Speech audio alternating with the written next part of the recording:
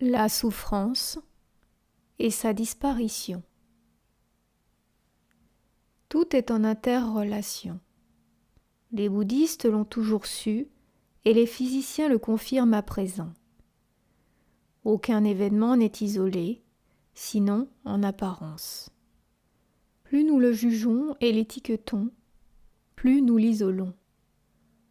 La globalité de la vie devient fragmentée par notre pensée.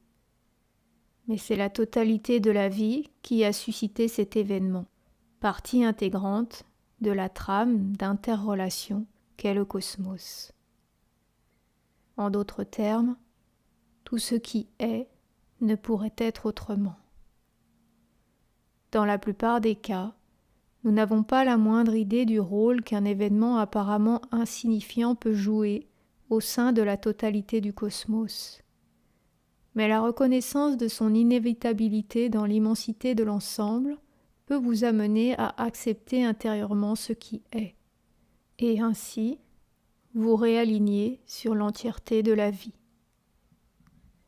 La vraie liberté et la disparition de la souffrance consiste à vivre comme si vous aviez choisi tout ce que vous ressentez ou vivez en ce moment. Cet alignement intérieur sur le présent, c'est la disparition de la souffrance. La souffrance est-elle nécessaire ? Oui et non. Si vous n'aviez pas souffert comme vous l'avez fait, vous n'auriez ni profondeur humaine, ni humilité, ni compassion. Vous ne seriez pas en train de lire ceci maintenant. La souffrance casse la coquille de l'ego, et vient un moment où celui-ci a rempli son but. La souffrance est nécessaire jusqu'à ce que vous preniez conscience de son inutilité. Le malheur a besoin d'un moi construit par le mental, avec une histoire, une identité conceptuelle. Il a besoin de temps, le passé et le futur. Lorsque vous retirez le temps de votre malheur, que reste-t-il ? Cet instant tel qu'il est. Ce peut être un sentiment de lourdeur, d'agitation, de contraction, de colère ou même de nausée. Ce n'est ni le malheur ni un problème personnel. La douleur humaine n'a rien de personnel. Ce n'est qu'une pression ou une énergie intense ressentie quelque part dans votre corps. Lorsque vous y portez attention, ce sentiment ne devient pas une pensée qui active le moi malheureux. Voyez ce qui se produit lorsque vous vous contentez de laisser monter un sentiment. Beaucoup de souffrances et de malheurs surviennent lorsque vous tenez pour vrai chaque pensée qui vous vient en tête.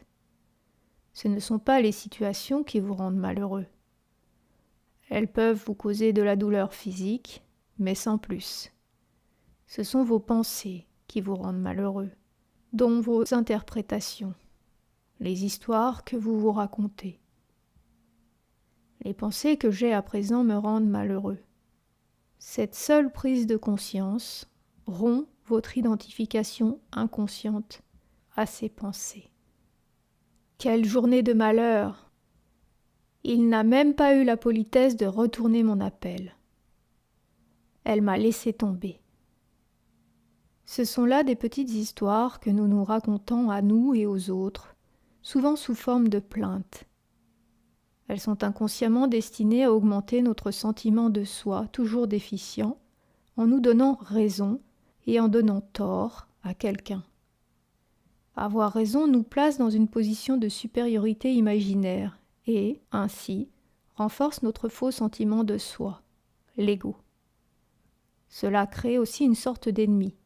Oui, l'ego a besoin d'ennemis pour définir ses frontières, et même la météo peut jouer ce rôle. L'habitude du jugement mental et la contraction émotionnelle vous mettent en relation personnalisée, réactionnelle, avec les gens et les événements de votre vie. Ce sont là des formes de souffrance que vous vous créez, mais qui ne sont pas reconnus comme tels, car l'ego s'en satisfait, se développant par la réactivité et le conflit. Comme la vie serait simple sans ces histoires. Il pleut, point. Il n'a pas appelé, point. J'étais là, elle non, point. Lorsque vous souffrez, quand vous êtes malheureux, restez complètement avec ce qui est, au présent. Le malheur ou les problèmes ne peuvent survivre dans le présent. La souffrance est déclenchée lorsque vous apposez mentalement à une situation l'étiquette d'indésirable ou de mauvaise. Vous avez du ressentiment face à une situation et ce ressentiment la personnalise et amène un « moi » réactif. On a l'habitude de nommer et de cataloguer, mais on peut rompre avec cette manie. Commencez une pratique de non-étiquetage par de petites choses. Si vous ratez l'avion, cassez une tasse ou glissez dans la boue, pouvez-vous vous retenir d'appliquer à cette expérience l'étiquette de mauvaise ou de pénible? Pouvez-vous immédiatement accepter l'instant tel qu'il est? Le fait de donner à une chose l'étiquette de mauvaise provoque en vous une contraction émotionnelle. Lorsque vous la laissez être, sans la qualifier, un pouvoir énorme est soudain mis à votre disposition. La contraction vous sépare de ce pouvoir, du pouvoir de la vie même. Ils ont mangé du fruit de l'arbre de la connaissance, du bien et du mal. Dépassez le bien et le mal en vous empêchant de donner à quoi que ce soit l'étiquette mentale de bon ou de mauvais. Lorsque vous dépassez l'habitude d'étiqueter, la force de l'univers passe par vous. Lorsque vous êtes en relation non réactive avec des expériences, ce que vous auriez appelé mauvais reçoit un redressement rapide, sinon immédiat, par la force de la vie même.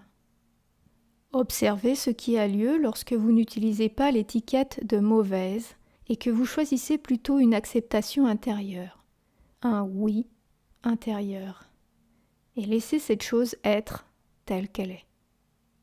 Quelle que soit votre situation dans la vie, comment vous sentiriez-vous si vous l'acceptiez telle qu'elle, dès maintenant? Bien des formes de souffrance, subtiles et moins subtiles, sont si normales qu'on ne les reconnaît pas habituellement comme étant de la souffrance. Elles peuvent même donner l'impression d'être satisfaisantes pour l'ego. L'irritation, l'impatience, la colère, un ennui avec quelque chose ou quelqu'un, le ressentiment, le fait de se plaindre. Vous pouvez apprendre à reconnaître toutes ces formes de souffrance à mesure qu'elles se présentent et savoir, en ce moment, je suis en train de me faire souffrir. Si vous avez l'habitude de vous faire souffrir, vous êtes probablement à faire souffrir les autres aussi. Ces schémas mentaux inconscients ont tendance à disparaître lorsqu'on les rend conscients, lorsqu'on en prend conscience dès qu'ils surviennent. Vous ne pouvez à la fois être conscient et vous faire souffrir. Voici le miracle. Derrière chaque condition, personne ou situation apparemment mauvaise, se cache un bienfait plus profond. Ce dernier se révèle à vous, en vous et à l'extérieur, par l'acceptation de ce qui est. Ne t'oppose pas au mal, est l'une des plus grandes vérités de l'humanité. Dialogue.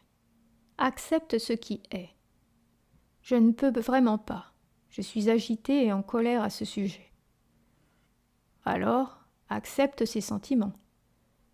Accepter d'être impatient et en colère? De ne pas pouvoir accepter? Oui, mets de l'acceptation dans ta non-acceptation. Mets du lâcher-prise dans ta rigidité. Puis, vois ce qui se produit.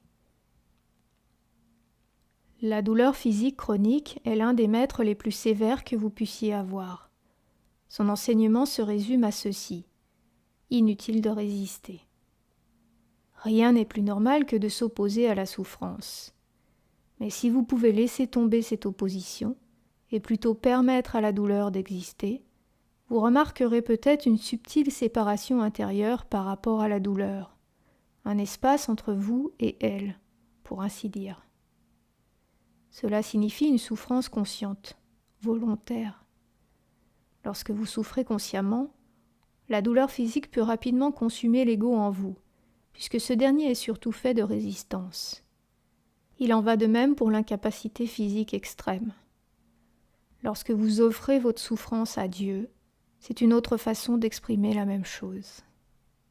Il n'est pas nécessaire d'être chrétien pour comprendre la vérité universelle profonde que renferme sous forme symbolique l'image de la croix. La croix est un instrument de torture. Elle représente la souffrance, la contrainte et l'impuissance extrême pour un humain. Soudain, cet humain lâche prise, souffre volontairement, consciemment, comme l'expriment ses paroles. Que ta volonté soit faite et non la mienne. À cet instant, la croix, instrument de torture, montre sa face cachée. C'est aussi un symbole sacré, celui du divin. Ce qui paraît nier à la vie toute dimension transcendantale devient, par le lâcher-prise, une entrée dans cette dimension.